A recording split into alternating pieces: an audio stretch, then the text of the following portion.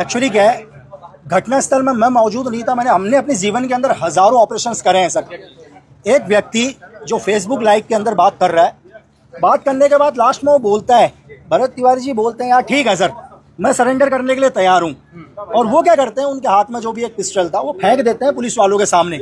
इसका मतलब उन्होंने वेपन डाल दिया। इस देश का संविधान है सर, अगर एक आतंकवादी भी, एक टेररिस्ट भी अगर सरेंडर करना चाहेगा ना सर, तो उसको सरेंडर करने दिया जाएगा।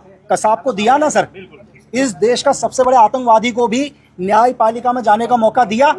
तो बिहार पुलिस ने एक निहत्थे इंसान को पकड़ के उसके ऊपर फायरिंग करी है। मैं कल एक वो भी पढ़ रहा था, शायद यहाँ के एसएचओ का, उन्होंने अपने स्टेटमेंट में क्या लिखा है उन्होंने अपने स्टेटमेंट के अंदर लिखा है कि भरत तिवारी ने हथियार फेंक दिया था, लेकिन भरत तिवारी ने दोबारा हथियार पकड़ा और हमारे ऊपर फायर किया। लेकिन ये बहुत जल्दी न्यायपालिका में ये चीज़ क्लियर हो जाएगी कि जब भरत तिवारी ने वेपन फेंका है तो वेपन पुलिस वालों से महज 2 कदम दूरी पर है। तो अगर एक पुलिस वाले चाहेंगे तो वेपन को नज़दीक से वो लोग पकड़ लेंगे। भरत तिवारी बहुत दूर है सर। तो ये ऐसा नहीं है कि उनके स्टेटमेंट के ऊपर बिलीव हो जाएगा। यहाँ पर ये चीज़ क्लियर हो जाएगी कि एक हत्या है, और दूसरी हत्या ही नहीं है। ये हत्या क्या है, पहले से प्लानिंग है। क्योंकि रात को घर को घेरने का मतलब है एक आदमी को मेंटली परेशान करना। मेरी बात समझा सर, कि एक आदमी को हम मेंटली परेशान करते हैं और वो क्या करेगा, इस तरह की कोई हरकत करेगा कि हम काउंटर जवाब देंगे। मेरी बात समझ रहे हैं? अगर भरत तिवारी जी को मारना ही था तो शायद 3-4 दिन पहले से उनके ऊपर वेपन था, बट उन्होंने किसी भी पुलिस वाले के ऊपर कोई फायर नहीं किया।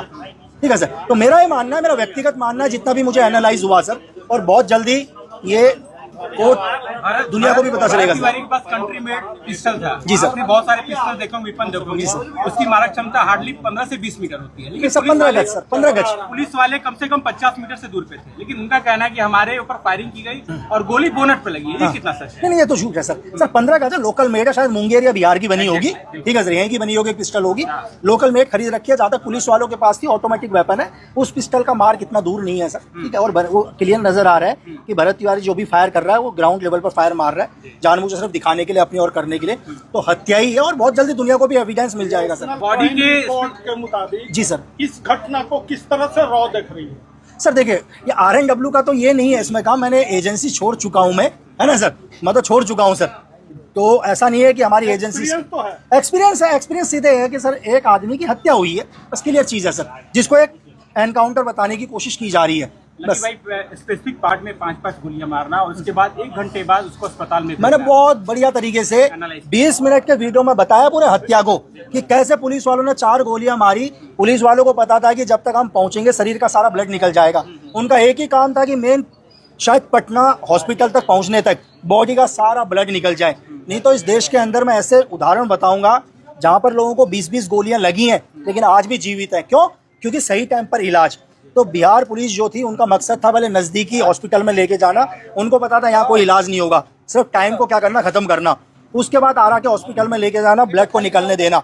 लास्ट में जब उनको पता है कि आप शरीर में जान नहीं है, 3-3.5 लीटर ब्लड निकल चुका है, आप हॉस्पिटल लेके चले जाओ सर। ऑपरेशंस में कुख्यात मिलिटेंट्स को भी कब्जे में लेने के लिए 1 गोली परफेक्ट हो गई। 5 गोली मारना बिल्कुल तयशुदा था। बिल्कुल बिल्कुल सर, प्लानिंग है सर, दिखाई दे रहा है वो। तो मेरे बताने की जरूरत नहीं है। पूरा भारत की युवा तैयार रही है पूरा संगठन बनाने के लिए। नहीं, बिल्कुल दोस्त, मैं आपसे यही चीज कहूंगा, आप लोगों के माध्यम से आप आवाज उठाओ। फिर मैं आपसे कहता हूं, आप वेपन नहीं उठाना जीवन के अंदर। अगर आपने हथियार उठाया तो आपके 1000 अच्छाइयां दोबारा खत्म हो जाएंगी। मैं आपसे फिर कह रहा हूं, कल अगर आपने वेपन उठाया, आप कितने भी अच्छे क्यों ना हो, आप मेरे भाई क्यों ना हो, तब भी मुझे आपके अगेंस्ट में खड़ा होना पड़ेगा, क्योंकि आपने वेपन उठाया यार दोस्त। कल के महापंचायत में आप हैं यहाँ पे? सर मैं तो कल के महापंचायत में नहीं हूँ। सवाल ले लेता हूँ आपसे। आपने अपने सोशल मीडिया प्रोफाइल से सब कुछ डाला, की नौकरी छोड़ चुके हैं। जी सर। अब इस परिवार को जस्टिस दिखाने के लिए, दिलाने के लिए लकी लिस्ट क्या कुछ? सर मैं तो यहाँ आया हूँ ना सर, आया हूँ तो इसका ये मतलब नहीं है कि मैं जीवन में, सर देखो, सिंपैथी में वहां से भी दिखा सकता हूँ सर। अगर आया हूँ तो मैं आपसे ये कह रहा हूँ, शायद यहाँ की लोकल मीडिया से, कि जिस दिन यहाँ पर FIR दर्ज हो जाएगी उस दिन न्याय मिल जाएगा सर। मैं उस दिन दोबारा आऊंगा और बोलूंगा देखो न्याय मिल गया सर, बस। Thank you.